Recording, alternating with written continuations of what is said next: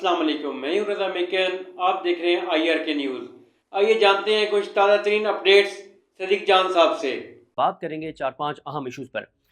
ایک تو ہم نے کئی بار دیکھا کہ جب حکومت نے، نظام نے اپنے طور پر عمران خان کو مکمل طور پر آئسولیٹ کر دیا اور یوں لگا کہ اب تو عمران خان کی رہائی کا معاملہ بہت دور چلا گیا ہوا ہے اور عمران خان خبروں میں بھی نہیں رہے اس طرح سے، تو عمران خان ایک ایسا کارڈ کھیلتے ہیں کہ پوری کی پوری بازی پلٹ کر رکھ دیتے ہیں۔ آپ نے دیکھا کہ آپ آج سے کوئی 1 ماہ پہلے کی بات کریں تو نہ عمران خان کی رہائی کی بات ہو رہی تھی، بلکہ لوگوں کے اندر ایک یہ تاثر آ گیا تھا، یہ احساس پختہ ہو گیا تھا کہ عمران خان کی رہائی مستقبل قریب میں بالکل ممکن نہیں ہے۔ پھر خبریں کیا چل رہی تھیں؟ خبریں چل رہی تھیں شہباز شریف اور ٹرمپ کی قربتیں، امریکہ اور پاکستان کی قربتیں، سعودی عرب اور پاکستان کی قربتیں، اور یہ حکومت، یہ نظام تاثر دے رہا تھا کہ اب تو ہم ہی ہم ہیں، اب تو ہمارا کوئی کچھ نہیں بگاڑ سکتا، اب تو 10 سال کی گیم ہے، اب تو 15 سال کی گیم ہے، اب تو چھوڑ دیں، اب تو یہ ہو جائے گا، اب تو وہ ہو جائے گا، اب تو فلاں ہو جائے گا، اب تو فلاں ہو جائے گا۔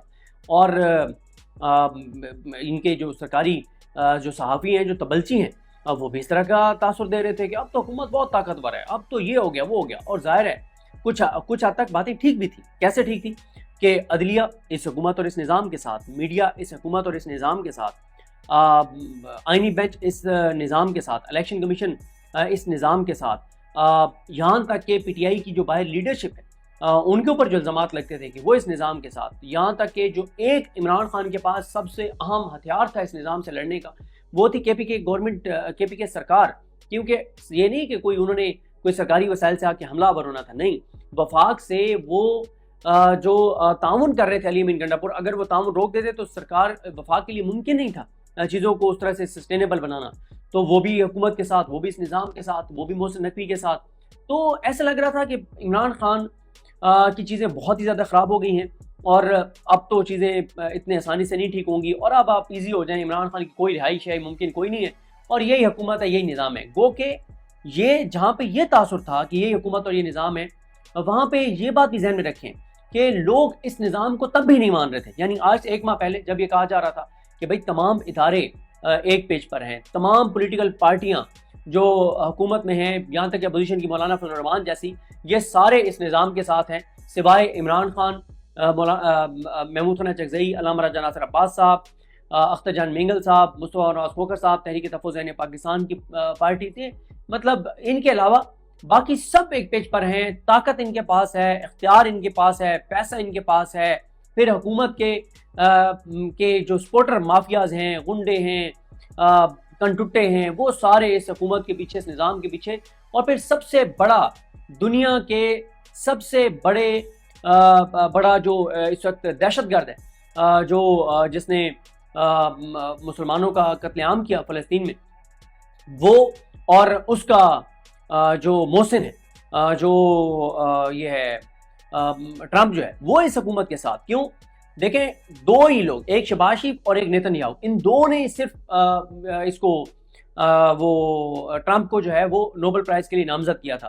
اور پھر آپ خوشامد کی انتہا دیکھیں، قوموں کی تاریخ میں یہ لمحات کبھی نہیں بھلائے جا سکتے، قوموں کی زندگی میں یہ لمحات کبھی نہیں بھلائے جا سکتے، جس طرح سے جعلی صحیح، لیکن پاکستان کا وزیر اعظم تو ہے نا، ہے جعلی، ہمیں پتہ ہے، لیکن انٹرنیشنلی تو وہ پاکستان کا وزیر اعظم ہے۔ اس نے جس طرح سے کھڑے ہو کے ٹرمپ کی خوشامد کی، وہ تو بحیثیت قوم ہم سب کے لیے ہمارا سر شرم سے جھک گیا کہ یہ کون بندہ ہے جو جا کے اور پاکستان کی نمائندگی کرتے ہوئے اس طرح کی چھوٹی اور شودی جو ہے وہ حرکتیں کر رہا ہے۔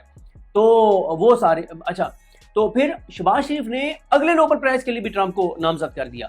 پھر اشرف جہانگیر قاضی صاحب کے میں آرٹیکل کا پہلے بھی 2-3 بار حوالہ دے چکا ہوں، انہوں نے کہا جب پہلے نوبل پرائز کے لیے شہباز شریف نے نامزد کیا اور اس کے بعد نیتن یاہو نے بھی نامزد کر دیا اس کو، ٹرمپ کو، پچھلی یہ جو ابھی نوبل پرائز نہیں ملا ٹرمپ کو اس میں، تو اشرف جہانگیر قاضی صاحب نے کہا کہ چلیں اس کی تو سمجھ آتی ہے نیتن یاہو کی۔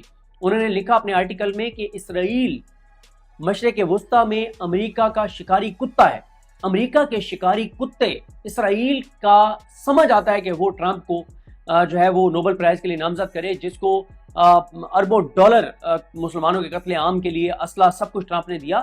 شہباز شریف کس چکر میں جو ہے وہ ٹرمپ کو نوبل پرائز کے لیے نامزد کر رہا ہے؟ تو بھائی اسرائیل بھی ایک نرم گوشہ ظاہر ہے شہباز شریف کے لیے کیوں نہیں رکھتا ہوگا جب ان کو نظر آ رہا ہے ابراہیم ایکارڈ، ٹرمپ کہہ رہا ہے کہ ابراہیم ایکارڈ جو ہے وہ سعودی عرب بھی کرے گا اور اس کے بعد باقی ملک بھی کریں گے۔ تو ابھی آپ دیکھ لیں ٹرمپ نے جو کل ٹویٹ کیا ہے، اس نے کہا ہے کہ مسلمان ممالک کی فورسز آ رہی ہیں یہاں پہ حماس کو ختم کرنے کے لیے اور ان کے اوپر ان کا خاتمہ کرنے کے لیے. یہ ایک اور کنسرن کی بات ہے مطلب ایز اے مسلمان. اور اگر پاکستان بھی اس میں شامل ہو گیا تو ظاہر ہے پاکستان کے اندر تو سینٹیمنٹس اس وقت بالکل مختلف ہیں.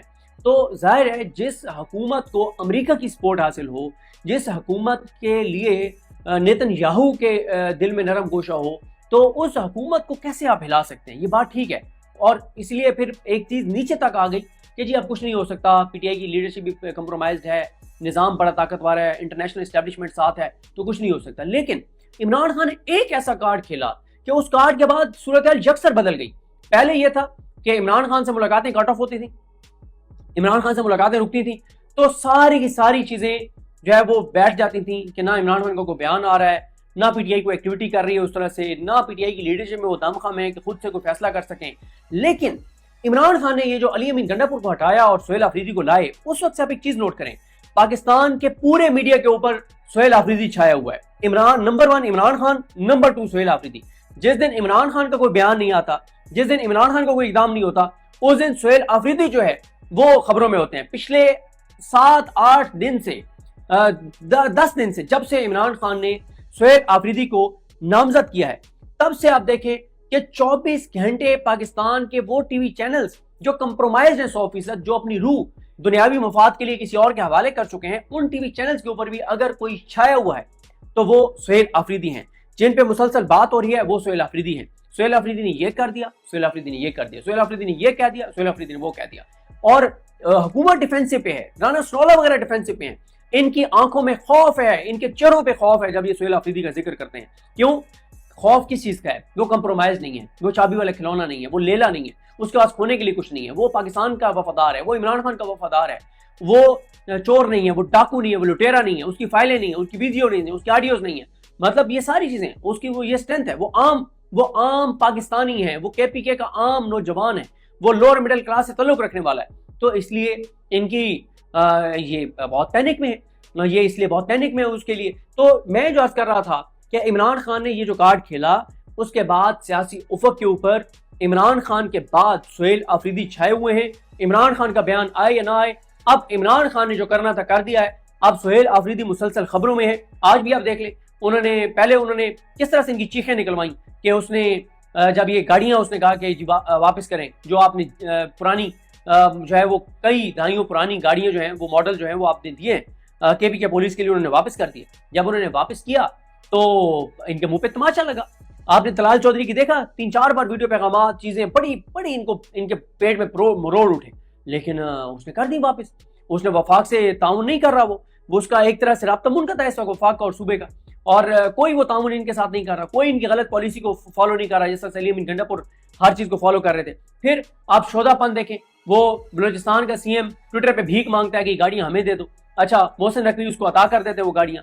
اچھا پہلے تو بلوچستان کی دہشت گردی ایک ایس ایچ او کی مار تھی، وہ ایس ایچ او تو کیا آپ نے پورا سی ایم وہاں پہ اور پورا نظام وہاں پہ لے آئے، ایک ایس ایچ او تو دور کی بات ہے. اب آپ نے 3 گاڑیاں بھی دے دی، بلٹ پروف گاڑیاں. تو اب تو میرا خیال ہے بلوچستان میں آج سے دہشت گردی بالکل ختم ہو جائے گی، آج سے یا کل سے. جیسے ہی یہ بلٹ پروف گاڑیاں پہنچیں گی بلوچستان یا پہنچ گئی، اگر پہنچ گئی ہیں تو اب دہشت گردی ختم. اب آپ سارے مطمئن ہو جائیں کیونکہ 3 بلٹ پروف گاڑیاں دے دی ہیں وفاق نے اور سی ایم اس پہ بہت خوش ہے، سرفراز بگٹی. تو اب دہشت گردی ختم ہو جائے گی بلوچستان میں کیونکہ 3 بلٹ پروف گاڑیاں پہنچ گئی ہیں. کوئی تھوڑا سا تو یار احساس کرو، تھوڑا سا تو احساس کرو. لوگوں کو کیا سمجھا ہوئے تم لوگوں نے؟ مطلب تم لوگ یہ دکھا رہے ہو کہ بلوچستان کے اوپر وفاق نے بہت بڑا احسان کیا کہ 3 جو ہے وہ بلٹ پروف گاڑیاں دے دی ہیں. کیا تم بلوچستان والوں کو کیا پیغام دے رہے ہو؟ تو یہ شودی حرکتیں، یہ چھوٹی حرکتیں. تو ناظرین یہ تھی آج کی تازہ ترین اپڈیٹس جو آپ نے جانی صدیق جان کی زبانی. اسی کے ساتھ اپنے میزبان رضا میکن کو اجازت دیجیے. اللہ حافظ.